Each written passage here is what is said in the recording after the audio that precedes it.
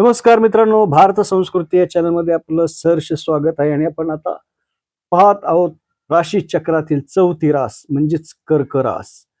कर्क राशीमध्ये पुनर्वसू, पुष्य व आश्लेषा ही नक्षत्र येतात. कर्क राशी ही जलतत्वाची राशी असून या राशीचे चिन्ह आहे खेकडा. कर्क राशीचा स्वामी हा चंद्र आहे आणि चंद्र आहे मनाचा कारक.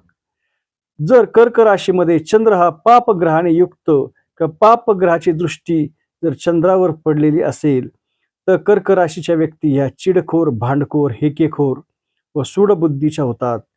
त्यामुळे या व्यक्ती बऱ्याच जणांशी शत्रुत्व सुद्धा घेतात.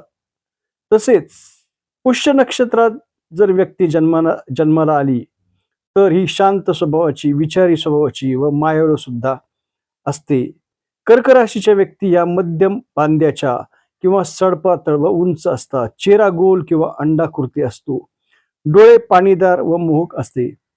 कर्क राशी ह्याच्या स्त्रिया या सुंदर व्यक्तिमत्वाच्या असतात.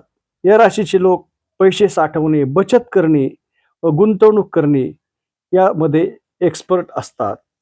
बचत करावी तर कर्क राशीच्या व्यक्तींनीच आणि गुंतवणूक करावी तर कर्क राशीच्या व्यक्तींनीच.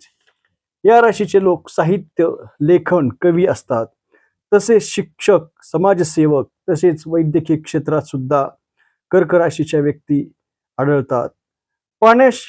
पाण्याचा किंवा दुधाचा संबंधित उद्योग जर कर्क राशीच्या व्यक्तींनी केला तर त्यांना भरपूर यश मिळते.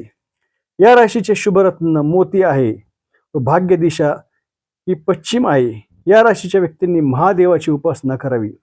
रोज शिवलिंगाला पाणी अर्पण करावे व बेलपत्र व्हावे. तसेच दर सोमवारी शिवलीलामृत वाचावे. किमान 11वा अध्याय तरी म्हणावा व महादेवाची पूजा झाल्यानंतर लगेचच महादेवाला नैवेद्य सुद्धा दाखवावा. म्हणजेच कर्क राशीच्या लोकांना जीवनामध्ये यश मिळेल व लवकर भाग्योदय होईल. कर्क राशीच्या व्यक्तींनी ओम नमः शिवाय हा जप करावा. कर्क राशी ही जलतत्वाची रास असल्यामुळे या राशीच्या लोकांना सर्दी, कफ असे आजार होतात. तसेच मानसिक विकार, ताणतणाव सुद्धा कर्क राशीच्या व्यक्तींना होऊ शकतात. त्यामुळे या दृष्टीने कर्क राशीच्या व्यक्तींनी काळजी घेणं अतिशय गरजेचं आहे. तर मित्रांनो, ही माहिती आपल्याला कशी वाटली हे जरूर सांगा. हे चॅनल सुद्धा सबस्क्राईब करा. नवनवीन माहिती मिळवण्यासाठी हे चॅनल जरूर सबस्क्राईब करा. नमस्कार.